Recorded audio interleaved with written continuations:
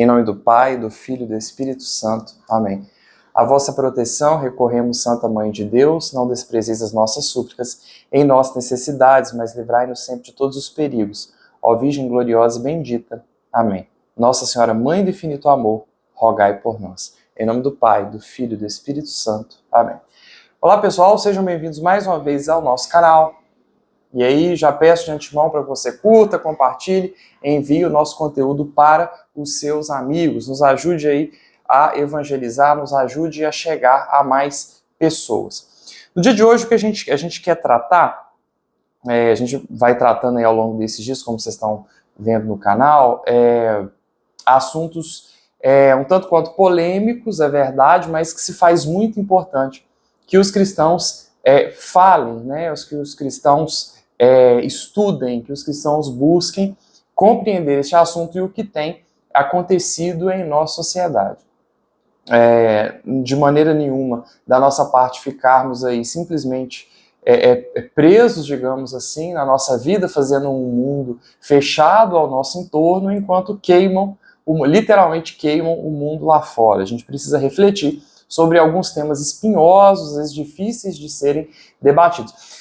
E chama muita atenção que esses temas, como ideologia de gênero, feminismo, né, e linguagem neutra, que a gente está trazendo aqui nesse canal, a ausência, né, a quase ausência, ou a escassez, ao menos, de pessoas que falem sobre esse assunto. Você, às vezes, tem muitas pessoas poucas pessoas que estudam efetivamente o assunto, muitas pessoas que dão opiniões apenas sobre os assuntos, mas esquecendo-se aí, né, da nossa moral cristã, esquecendo de encaixar essas novas realidades que aparecem no contexto do mundo em que nós vivemos. Então, fala-se muito em feminismo, muitas pessoas defendem aí essa busca, mas a gente quer conversar, então, um pouco sobre esse assunto. Bem, acredito eu que hoje a melhor pessoa, a pessoa mais indicada, que mais estudou sobre o assunto do feminismo, seja uma professora de história, que também é deputada, que se chama Ana Campagnolo. Ela tem livro publicado, né, sobre o feminismo, e eu me nutri muito aí do estudo dela através de um curso que ela deu, foram ao todo, né, devem dar em torno de 7 a 8 horas de curso que ela deu em uma plataforma do Brasil Paralelo, em que ela faz um apanhado histórico e alguns outros documentários que são feitos sobre o assunto. Ela também tem o livro escrito sobre o feminismo, e a pessoa hoje que mais estudou sobre o feminismo, né? Eu me nutri, digamos assim, muito do trabalho, do grande trabalho dela, que merece muito respeito. Ela sabe bastante sobre o assunto e foi a fundo para poder investigar, né? E fala-se muito em feminismo, a gente vai ver que esse movimento foi para um lado, foi para o outro, são vários interesses que correm, né, em relação ao feminismo, mas há uma espinha dorsal do feminismo. Então, o que na verdade, o que são as feministas, né, os feministas de um modo geral, são pessoas que entendem que existe uma diferença, né, entre o sexo masculino e o sexo feminino. E nessa diferença, os homens são favorecidos e as mulheres são desfavorecidas. As mulheres, é necessário que, por medidas públicas, com ações diretas, mudanças sejam realizadas, situações sejam feitas, impostas, para que essa diferença de sexo seja diminuída, ou que se ela seja, na verdade, o que eles não querem é diminuir, mas que ela seja, então, resolvida. Bem, o conceito aí o conceito, digamos assim, de feminismo, né? Dessas pessoas feministas são essas pessoas que lutam, então, por essa, digamos assim, essa igualdade de sexo. Bem, pessoal, a gente tem o feminismo, ele vai começar, né, não com a primeira onda, mas o que a gente chama ali no início de protofeminismo, que seria o início, que seria a gênese do movimento, que a gente vai ver que nós vemos que é um começo relacionado, né, a espinha dorsal mais importante, ele não é buscar, na verdade, melhorias para as mulheres, né? Nem lá atrás como foi o voto para as mulheres, nem igualdades do trabalho em relação às mulheres. Mas na verdade, por estar extremamente entrelaçado no contexto da revolução sexual, é a liberação sexual, de que as mulheres devem fazer sexo com quem elas quiserem, da maneira que quiserem, de maneira totalmente libertina, livres, digamos assim, de todo o contexto social, religioso, espiritual, que porventura queira minar a mulher desse direito, né, a ter sexo, a fazer sexo, porque sexo é a coisa mais importante do mundo, e as pessoas só serão verdadeiramente livres. O homem só vai ser o homem não, né? Mas agora a mulher só vai ser verdadeiramente feliz quando ela transar com todo mundo. Então, a espinha dorsal no proto-feminismo é assim que inicia o feminismo. Então, vai o feminismo. E aí ele vai começar com esse proto-feminismo, né, naquele contexto ali da Revolução Francesa. Lá já no feminismo, a gente já tem aí alguns pensadores, né, que já trabalham, então, essa ideia. Uma coisa muito importante que a gente vai notar aqui é o nível do pessoal que teorizou o feminismo. Então, para os feministas, de um modo geral, vou dizer no masculino, porque existem homens também que se dizem feministas, de um modo geral, a gente vai perceber, né, gente, muitas vezes, da pior estirpe, gente relacionada à eugenia, por exemplo. Né, filósofas, na verdade, mulheres, eugênicas, abortistas, e defendendo toda loucura possível. Então começa, né, esse proto-feminismo vai ter uma importância muito grande aí na Revolução Francesa. A gente já falou sobre a Revolução Francesa no canal e de como isso influenciou muito na ascensão do socialismo, do comunismo, como foi importante a Revolução Francesa, né? E a própria Revolução Sexual no ano aí de 1750. Então a espinha dorsal, né, a primeira coisa que a gente precisa tirar não é que o feminismo, na verdade, se trate um movimento para ajudar as pobrezinhas das mulheres, coitadinhas. Não, a espinha dorsal mais importante dele, na verdade, no começo, e como a gente vai ver, todos os filósofos ali em torno, os pensadores e as pensadoras ali em torno, queriam essa liberação, essa, digamos, libertação sexual da mulher. Né? O homem era, quando ele tem relação com muitas mulheres, ele é um garanhão, ele é um pecador, né? Mesmo se ele for um adúltero, ele é um garanhão, ele é um pecador, e a sociedade não o condena. A mulher pobrezinha, se ela mantiver relação sexual com muitas pessoas, ela é uma vagabunda, ela não presta, ela não vale nada. Bem, a primeira coisa sobre essas afirmações são feitas é que elas não têm nada a ver com o cristianismo, elas não têm nada a ver com a igreja. Se tem alguém que lutou em relação às diferenças, em relação às desigualdades e às injustiças, esse alguém é a Igreja Católica. Certo? Então, toda essa deformação de pensamento, de vista negativa em relação à igreja, ela não é verdadeira. E, nesse contexto, então, né, uma coisa... e aí o homem é tido como o garanhão. Bem, a princípio, esse contexto, ele é inserido, na verdade, na sociedade, no nosso contexto, pela própria sociedade. É a sociedade mesma que impõe isso. Entretanto, pense bem, se você, quando vê um homem adúltero, se você tem o mesmo respeito interiormente, se você tem o mesmo respeito do que você tem para um homem, por exemplo, que respeita a sua esposa.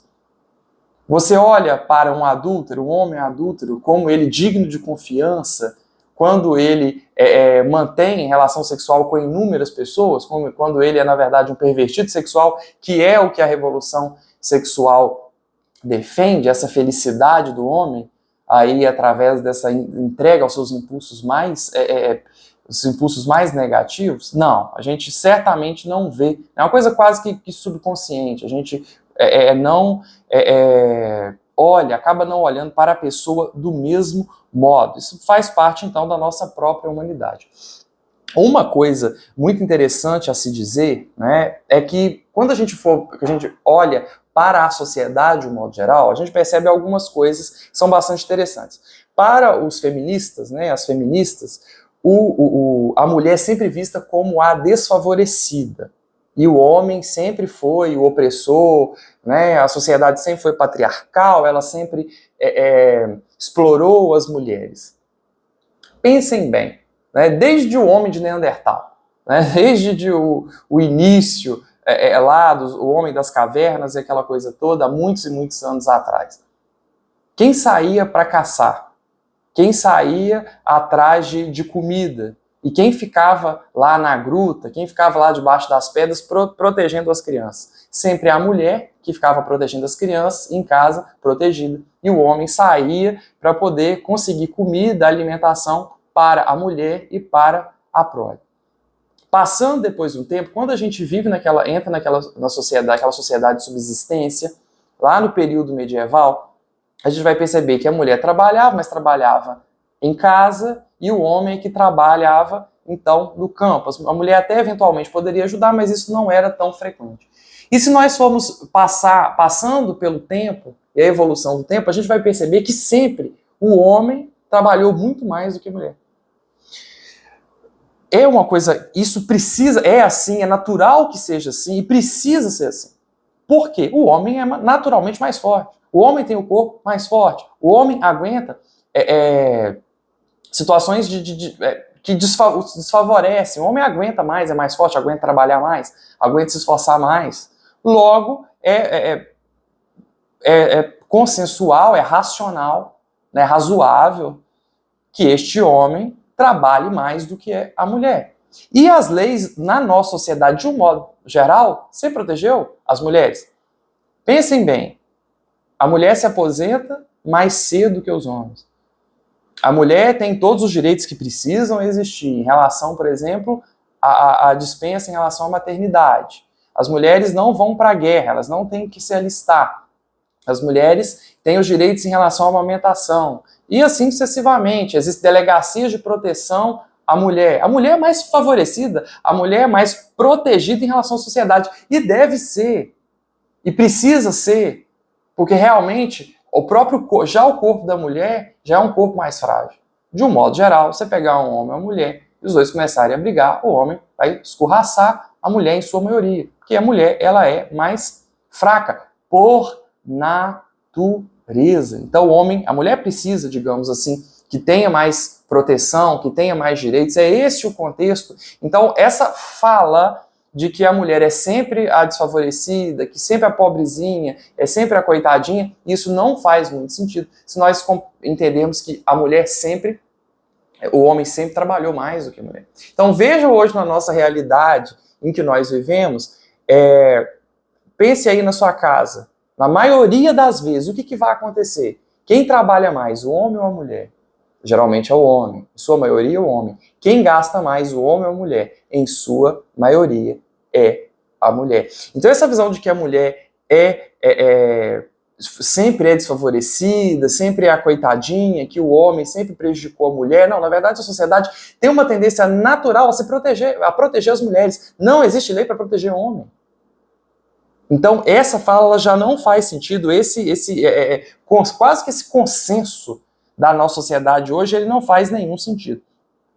E aí, entrando nessa peculiaridade da sexualidade, das diferenças, né, entre homem e mulher, percebam que o próprio sexo, muitas vezes, a questão do sexo feminino, ele pode ser utilizado como uma arma política. Isso é algo bastante interessante.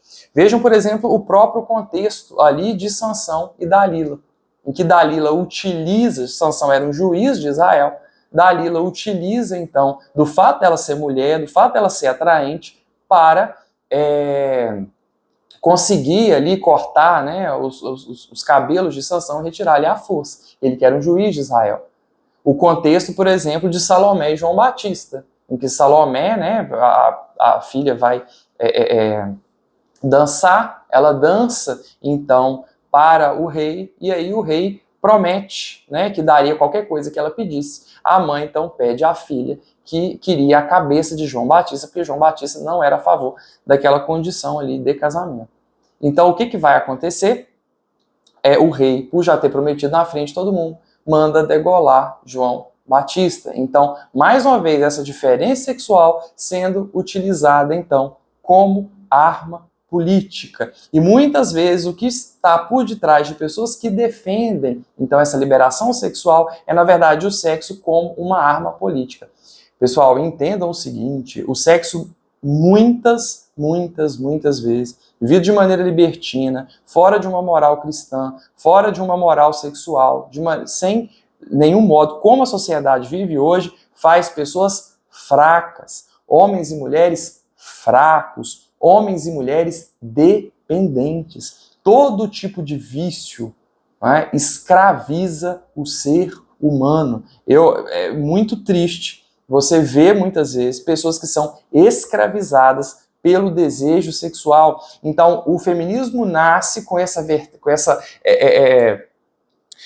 questão com essa espinha dorsal, né, nesse contexto aí de revolução sexual, para aprisionar o homem e não para libertá-lo.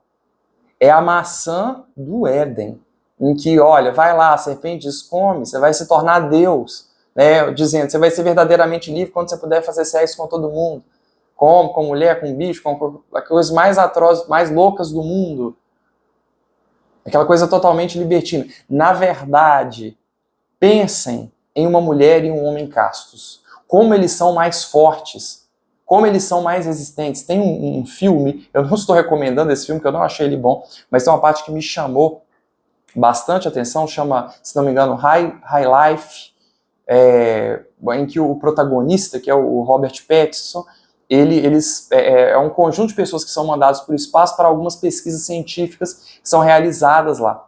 E aí é um filme bem desagradável, quase não terminei de vê-lo, mas eles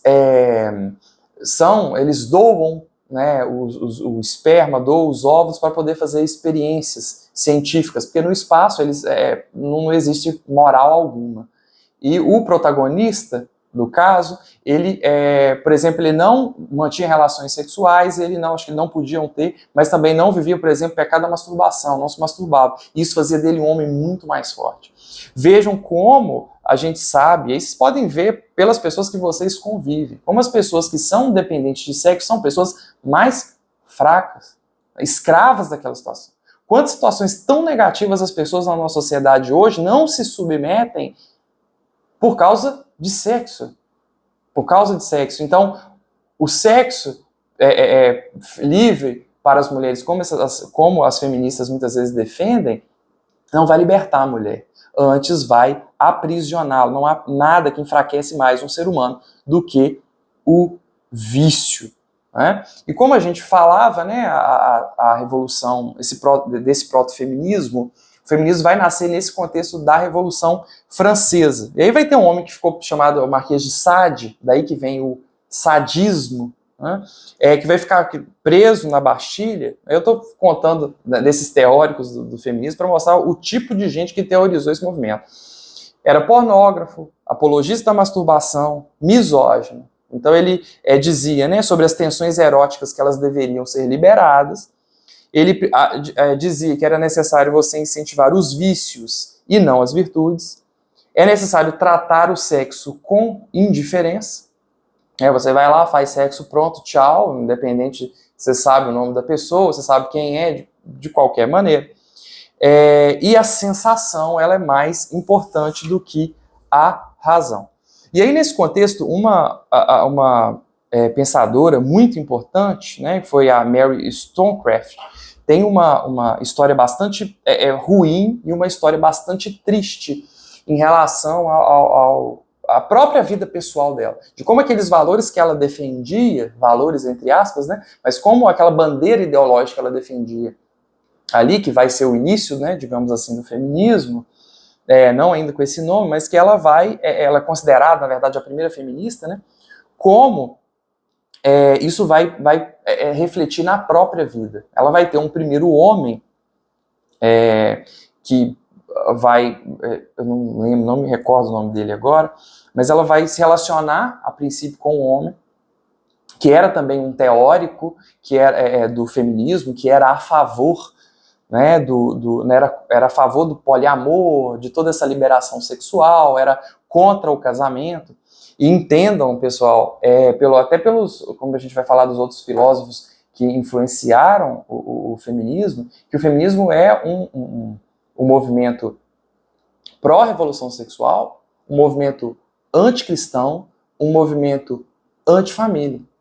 Quer se diluir, dissolver, acabar com a família. Então, este também é um objetivo que corre ali ao lado, porque, obviamente, defende esse poliamor, essa liberação sexual. Então, essa fidelidade entre homem e mulher, ela não deve existir. Não deve existir, a mulher não tem que, de modo nenhum, né, estar relacionada por um vínculo de casamento a um homem. Então, a princípio, ela não defendia, ela não era contra o casamento, mas aí ela vai receber uma certa influência desse namorado dela que ela vai ter, ela vai ficar grávida. Ele já tinha um outro relacionamento, ele abandona ela. Né? Ela fica grávida e aí ela sofre muito. Ela passa fome, ela passa frio e ela passa muita dificuldade. Então ela começa a se relacionar então, né, com um outro homem que foi o William Godwin. Aí eles, apesar de que aí eles já se tornam, o William Godwin, ele era contra o casamento, mas ele vai se casar com ela com o objetivo de protegê-la, porque ela estava passando por dificuldade. Essa que foi uma teórica importante do feminismo, foi considerada a primeira feminista. Ele vai se casar com ela com qual objetivo? Não, a gente está casando, mas a gente está casando com o objetivo de proteger ela e proteger a criança. Mas é justamente essa a ideia do casamento, de proteger a mulher, de proteger a criança.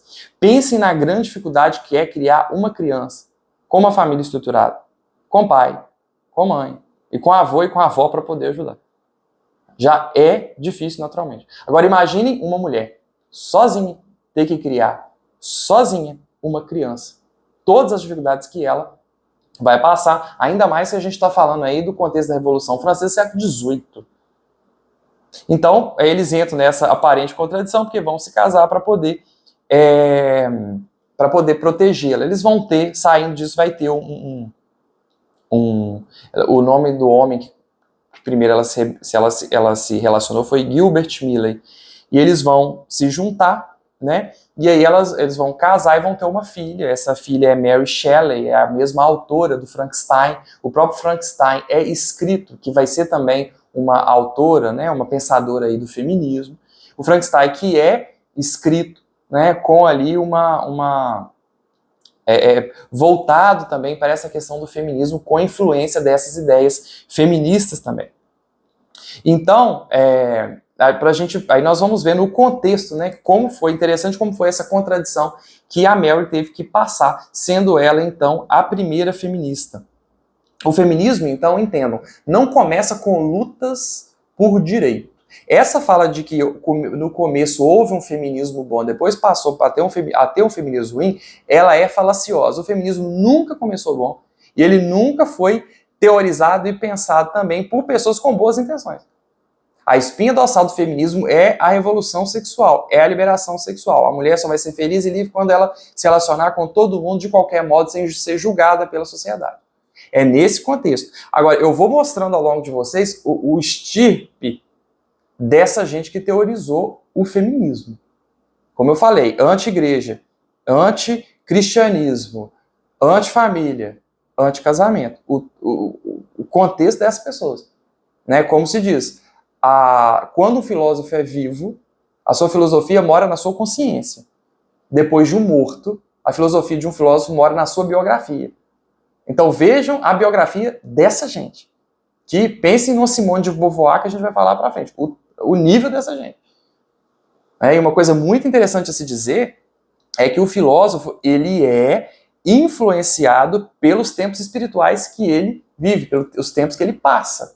Essa gente, a Simone de Beauvoir, por exemplo, como a gente vai ver, mas viveu as maiores loucuras do mundo. Certo? Num nível baixíssimo. Isso certamente influenciou o pensamento.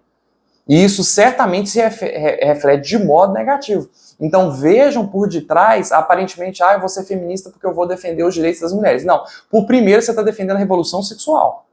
que aprisiona a mulher e que não a liberta. E por detrás de você existe, você está sendo anticristão, você está sendo estimulando movimentos anti-igreja, você está estimulando movimentos pró-revolução sexual, sem moral nenhuma em relação à sexualidade, você está estimulando movimentos também racistas e misóginos, e até eugenistas, como a gente vai ver. Então vejam, a grande quantidade de pessoas da pior estirpe possível que está por detrás desse raio, desse feminismo. Então, a gente falou aqui sobre esse proto-feminismo, esse início do feminismo, né, desses principais pensadores. A gente entra, então, na primeira onda. A primeira onda é em 1848 e marcada, então, pela Comuna de Paris. Aí vai começar essa questão a gente vai ver uma relação importante aí com a questão do trabalho. Agora, em relação a isso, né, sobre a questão do trabalho, né, das mulheres trabalharem, o trabalho é um direito, o trabalho é bom, e a mulher tem que trabalhar, e etc. Cuidem bem. O Deus daquilo que eu vou dizer a vocês, guardem isso. O Deus desse mundo é o dinheiro. Muitas vezes, na maioria das vezes, essas ideologias que são pregadas têm por detrás objetivos de poder e objetivos financeiros. Se a pessoa ganhar dinheiro, ficar cada vez mais forte, mais poderoso. Não porque defende minoria, não porque defende os humilhados, de modo nenhum. Né? Então, o trabalho, pensem vocês na vida de vocês. A maioria das pessoas, se você se ganhar na loteria, a primeira coisa que elas fazem é o quê? Deixar de trabalhar. E a sociedade sempre, né, colocou as mulheres sempre, não trabalhar, que a gente precisa entender também, é um privilégio. O homem, como a gente já disse, já falou, ele acaba, pela sua força física, a sociedade impõe que ele trabalhe mais do que a mulher. E a mulher muitas vezes vai gastar mais do que o homem. Ah, não, isso aqui em casa é diferente, meu marido gasta mais. Mas não é a regra. Isso é extremamente infrequente. E a gente precisa perceber que vai correr, junto com o feminismo, ali, interesses do socialismo, interesses da própria circunstância. A mulher ser levada a começar a trabalhar tem muito menos relação com essas lutas feministas e muito mais relação com o contexto da época. As mulheres vai começar esse movimento porque a gente teve então a Revolução Industrial, né, e nesse contexto começa a aparecer, após um pouco aí você tem a Primeira Guerra Mundial. Os homens então vão para a guerra e alguém precisava continuar o trabalho nas fábricas. É nesse contexto que a mulher é levada para trabalhar na fábrica. E não no contexto de que a mulher precisa trabalhar. Gente, nós estamos falando do contexto da Revolução Francesa. Quanto que trabalhar naquelas indústrias úmidas, naquele trabalho exaustivo, aquele trabalho infernal que essas mulheres e homens muitas vezes exerciam, quanto que isso é bom. E dizer, então, que o trabalho é essa coisa tão boa. Claro que trabalhar é bom, o trabalho dignifica o homem, não é nisso que eu estou entrando aqui. É uma via de santificação, certamente. Mas no contexto que a sociedade dá, é como se esse privilégio de trabalhar fosse retirado das mulheres. Não, trabalhar ardoroso é difícil. A mulher vai cuidar da vida doméstica. E o homem tem que sair para a vida pública, para poder trabalhar. Gente, a vida doméstica é muito melhor do que a vida social. A vida social não é boa. Quando você tem um momento de tempo para poder estar, para poder descansar, você vai onde? Você vai a quem você ama, você vai estar com seus amigos, você vai estar com a sua família. Agora, a vida social, a vida de trabalho, essa vida ela não é nem um pouco boa. Veja no seu trabalho. Quantos amigos você tem no seu trabalho? São poucos. Provavelmente são poucos. A maioria ali é briga, é problema, é discussão, problemas referentes em relação ao trabalho. Então, esse contexto de que o trabalho é um privilégio masculino que foi negado durante anos às mulheres, isso é falacioso. Isso é mentira. Isso é mentira. É muito melhor cuidar da vida doméstica do que sair para trabalhar em contextos desfavoráveis como a própria Revolução Industrial. Então deletem isso da cabeça de vocês, porque isso não é verdadeiro. E aí, tiveram outros pensadores na época, como John Stuart, por exemplo, que era um liberal, né, e que defendia que deixasse as mulheres livres para elas irem em direção àquilo que elas quisessem. Se a mulher quer trabalhar, então que ela trabalhe. Se ela quiser ficar em casa, então que ela fique em casa. E aí, naturalmente, o mercado vai, a mulher vai se destacar mais, vai crescer mais naquilo que for próprio dela, que for próprio para ela. Né? E uma coisa extremamente interessante, lá naquele contexto da primeira onda, a Mary, como a gente falou sobre a Mary Wollstonecraft, se não me engano é assim que diz o nome dela, em que é defendido, né, por ela que ela dizia que a mulher, né, a Mary, a primeira feminista, olha o que ela dizia, que a mulher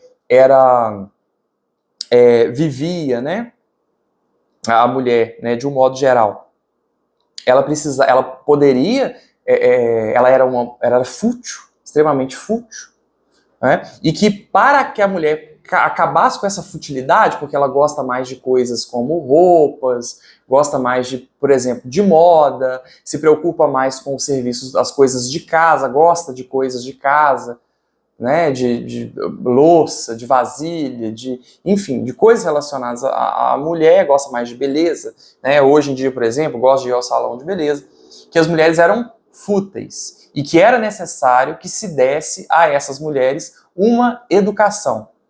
Educação essa que seria, né, obrigatória para homens e mulheres, mista, então a gente ia misturar os homens e as mulheres, né, com o objetivo da mulher deixar de ser fútil, porque para a primeira feminista a mulher era fútil.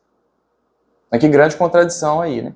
E aí a gente vai perceber o seguinte, hoje em dia o estudo, como a gente sabe, é misto, meninos e meninas ficam nas mesmas classes, não tem mais essa distinção, salvo raríssimas exceções.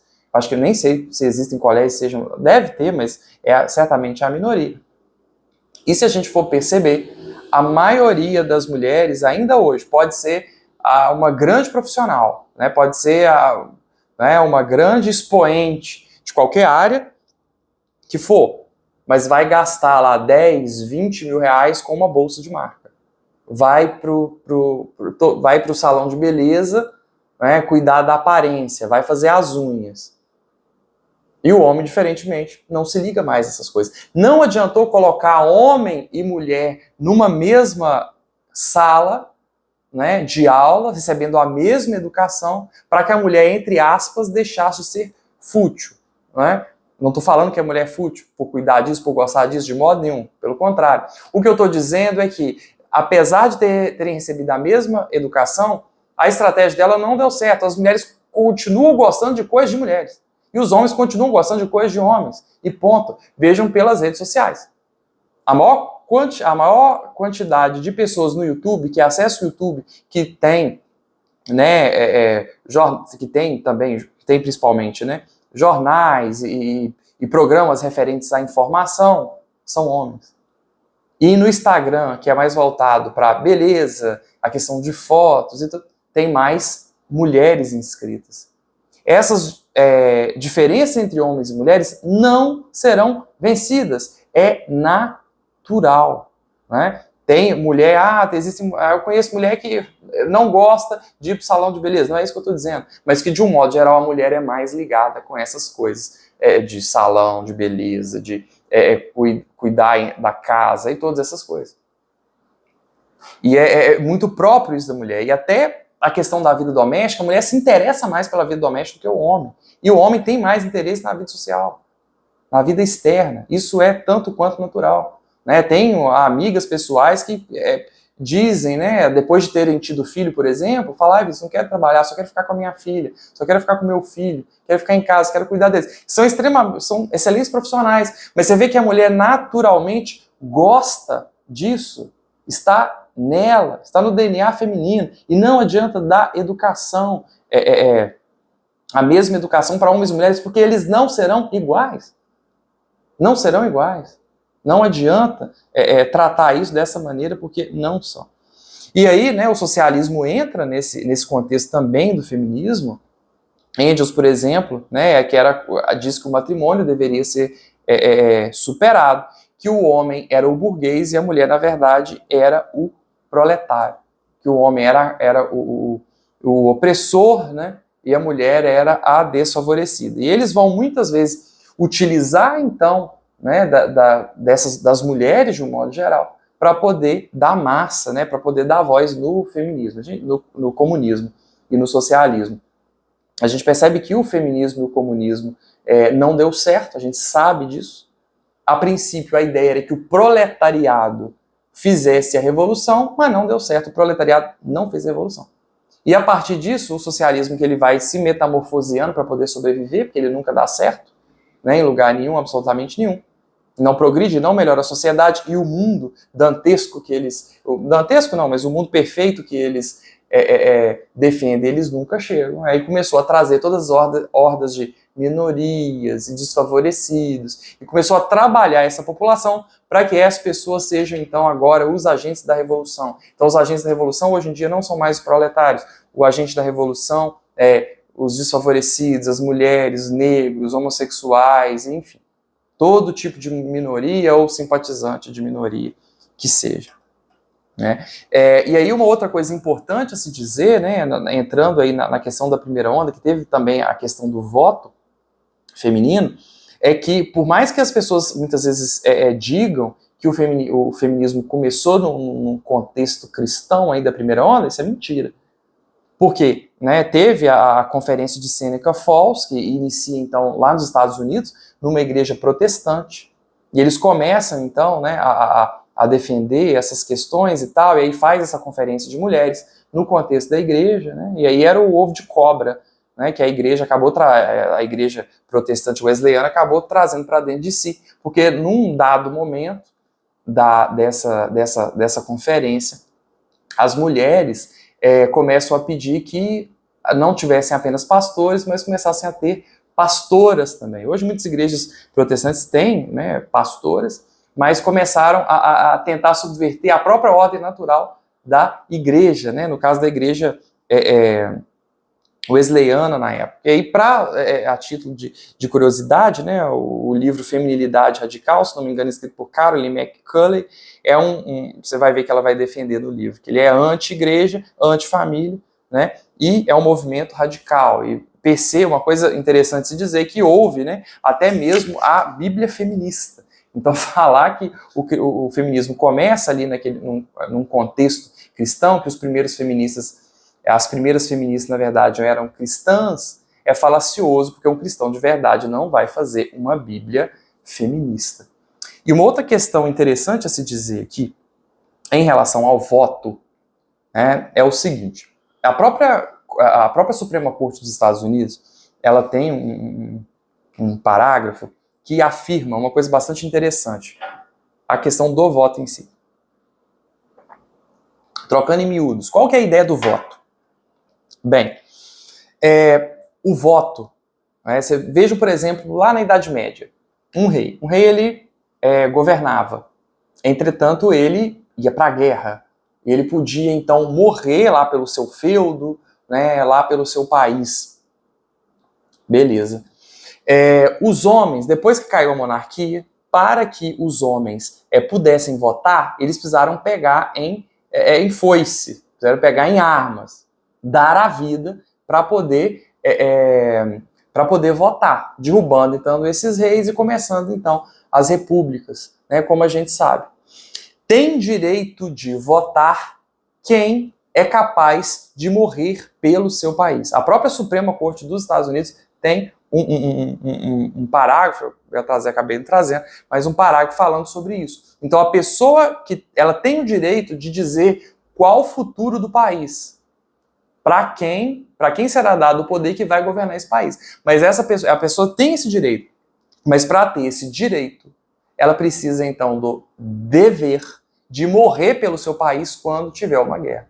E a gente sabe que mulheres não vão à guerra. O alistamento ele é apenas obrigatório, né? O alistamento obrigatório é apenas para os homens. Então, nesse contexto, o voto ele é um direito, mas ele vem atrelado com um dever. Então, nesse contexto, a mulher não votaria. Ah, Vinícius, você está dizendo então que a mulher não deve votar? Não é isso que eu estou dizendo. O voto para a mulher, ele é uma concessão, porque apesar de não morrer pelo seu país, apesar de não ser obrigada a defender o seu país numa eventual guerra, por exemplo, a mulher, é dado à mulher essa concessão de ela poder votar. E uma coisa interessante a se dizer, né, que se vocês dissessem às mulheres assim, vocês podem votar, né, mas vocês vão para a guerra. A maioria das mulheres certamente iriam abandonar esse direito de votar, porque elas não iriam querer, não estão nem um pouco interessadas, certamente se elas forem um pouquinho espertas, elas não vão estar nem um pouco interessadas, nesse dever de ir para a guerra. E uma outra coisa a se dizer é as mulheres, em sua maioria, não se interessam por política. Uma prova grande disso é que 30% dos partidos, né, 30% das candidaturas de um partido precisa ser feminina, por cota. Né, fizeram cota. E aí a mulher não tem interesse. A mulher, a minoria das mulheres, se a gente vê, né, a questão do sexo, masculino e feminino, a maioria dos governadores, de um modo geral, deputado, presidente, senador, etc., são homens. Mas não é por uma questão de desfavorecimento. É porque as mulheres não têm interesse. A quantidade de candidaturas laranjas que foram feitas ao longo das últimas eleições com o objetivo de cumprir essa cota de 30% é absurda. Você deve conhecer mulheres que entrou na política só para cumprir tabela, só para o partido alcançar. Veio um político, e aí chegou lá, e aí falou, me ajuda aí com a candidatura, a pessoa se candidatou, deu nome, mas nem ela votou nela própria. Porque a mulher, em sua maioria, não tem interesse por política. É bem menos interessado do que o homem. Você está dizendo que é contra as mulheres votarem? Não, estou dizendo que simplesmente foi uma concessão que foi dada. E aí o mais curioso disso é que em 1920 as mulheres começam a votar então nos Estados Unidos, que é um país efetivamente livre, o país mais livre do mundo certamente. E a França, ironicamente, o país mais comunista de toda a Europa, foi a última a dar à mulher a concessão de votar. E, ironicamente também, aqui no Brasil, o fascista, declaradamente fascista, a princípio, depois disso que tinha se convertido, que foi o Getúlio Vargas, que concede às mulheres o direito de votar. Onde, no raio dessa confusão, entram efetivamente as feministas. Onde entra? Me responde. Me respondam. Onde entra? Não entra. Isso aí, por que eu estou trazendo isso? Para desmistificar essa ideia de que as mulheres, as feministas foram tão importantes. Ah, você vota hoje e trabalha hoje por causa do trabalho das feministas. Não. Existem outros interesses financeiros, políticos, guerra, né, circunstanciais como a guerra, que tiveram muito mais, que tiveram efetivamente influência para fazer isso acontecer.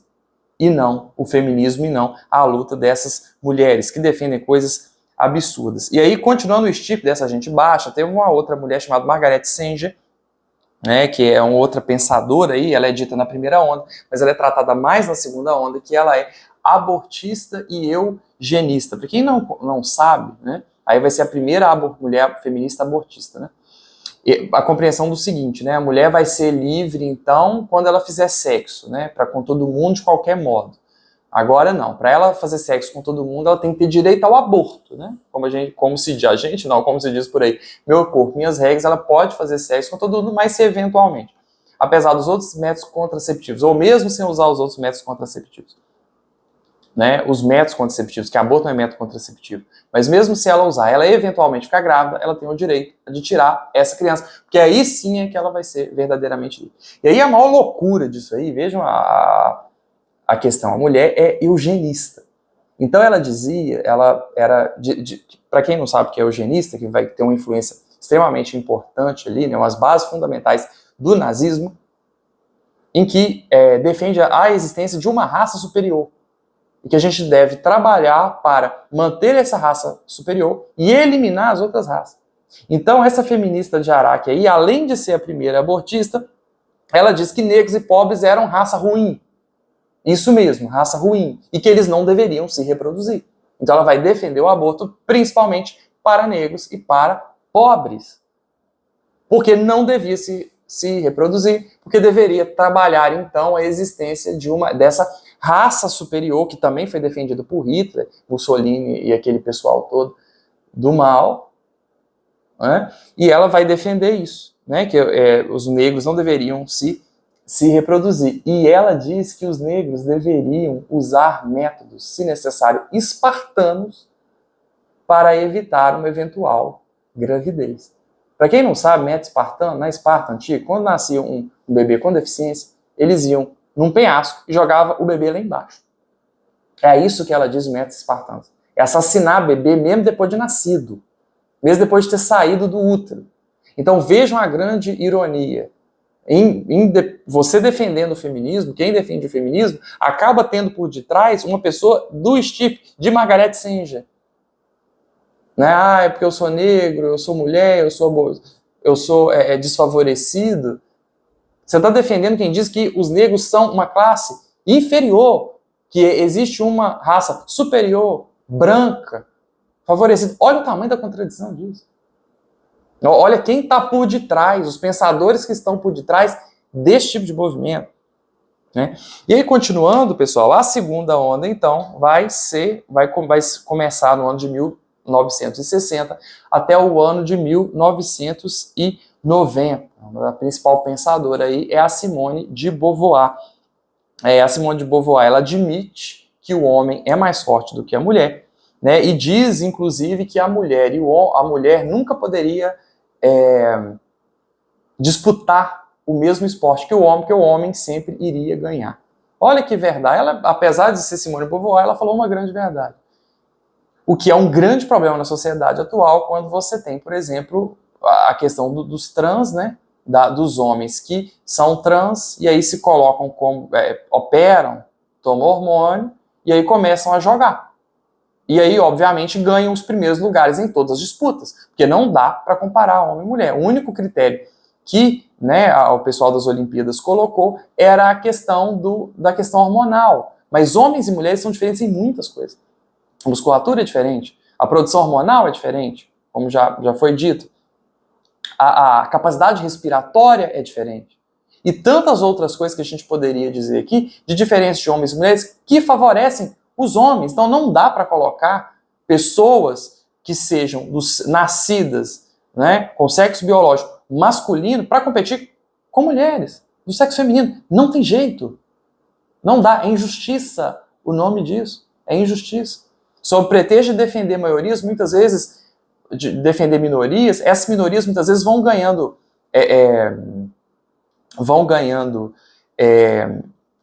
direitos, fazendo com que essas minorias se sobreponham às maiorias. Mas espera lá, a ideia é apenas deveria ser apenas reduzir então as diferenças, e não suplantar uma em relação à outra. Veja a grande contradição que existe nisso aí. E a Simone de Beauvoir, né, para quem não sabe, ela foi esposa então do Sartre, né, que foi o filósofo, e aí foi uma pessoa de estirpe também baixíssima, para dizer o mínimo. Eu fiquei estarrecido, eu visitei o cemitério de Montparnasse, em Paris, onde ela está internada com o Sartre, tá ela de um lado, o Sartre do outro.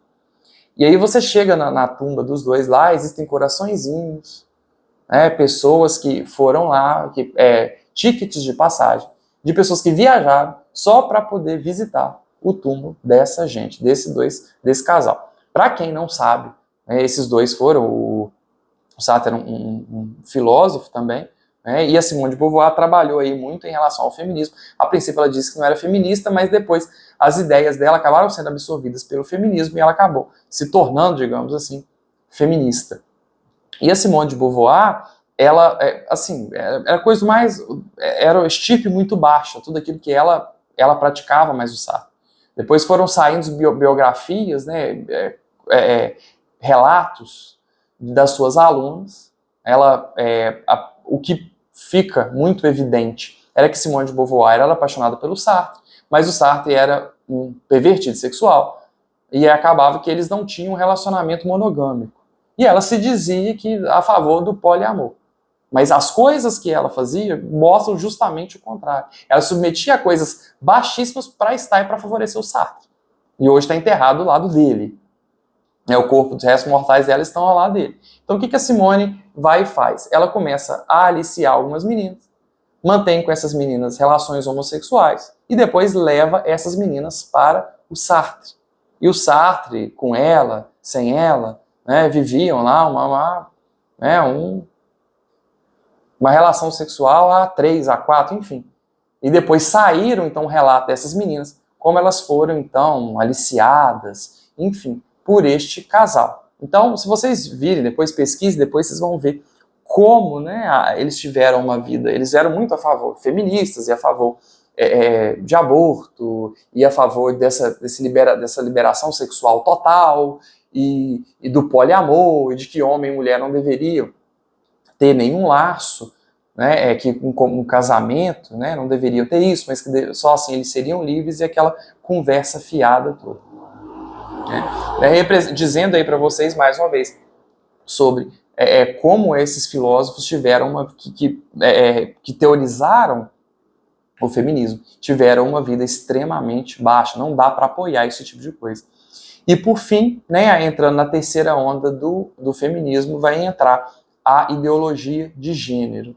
E é lá o Frankenstein, né, que vai se trabalhar de agora em diante, né, vem do futuro para dizer isso, mas o que vai ser trabalhado agora em diante através da ideologia de gênero é acabar com as diferenças entre homens e mulheres. Então é fazer o Frankenstein virar realidade. Vai se trabalhar a questão de homens, né, e seres humanos robô, para que possa ser eliminada a diferença entre homens e entre mulheres. Então, chips com hormônios e todas essas coisas aí, para que a diferença entre homens e mulheres sejam finalizadas, porque só assim o homem será verdadeiramente livre. Então a gente está lá no século XVIII, né? Primeiro, a serpente está prometendo para Eva, lá no início dos tempos, um homem verdadeiramente feliz, um homem Deus. Isso vai passando ao longo dos tempos. No século XVIII, isso é prometido também pelo feminismo, e até os dias, mas através da revolução sexual, através do feminismo. Mas essa revolução sexual, eles foram vendo que eles não chegaram a essa liberdade toda que eles defendiam, e aí passam a defender então o aborto, e agora vão passar a defender que homens e mulheres não precisam trabalhar os seus corpos para que eles sejam então iguais, que como a gente vai trabalhar sobre ideologia de gênero, né, que homens e mulheres, homem e mulher não é uma... Tem até uma autora que escreve, né, a mística feminina, como se ser mulher não fosse uma realidade, né, do sexo feminino, mas que for uma coisa simplesmente implantada pela sociedade.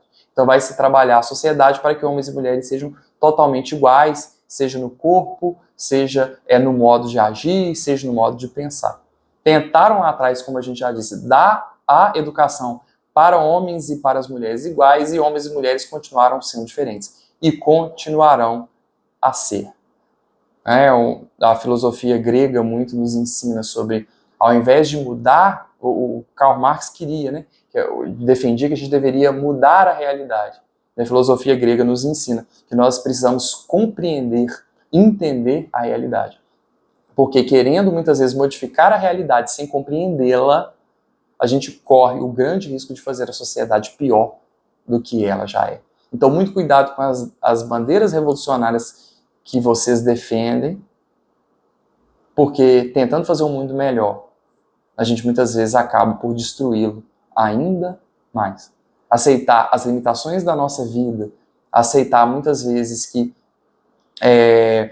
somos todos limitados e trazemos situações difíceis e imposições sociais, mas no objetivo de compreender e se atrelar à realidade, pode ter certeza, vai te trazer muito mais felicidade do que simplesmente mudar a realidade. Transformando em realidade, a gente pode fazer o mundo muito pior.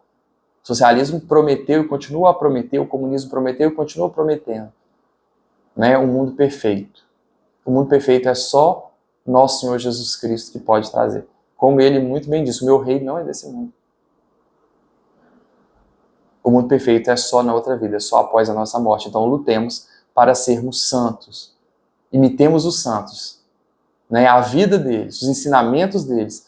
Olhemos para a biografia deles, para o pensamento deles, para a cosmovisão deles, e não para essa gente que eu citei aqui hoje.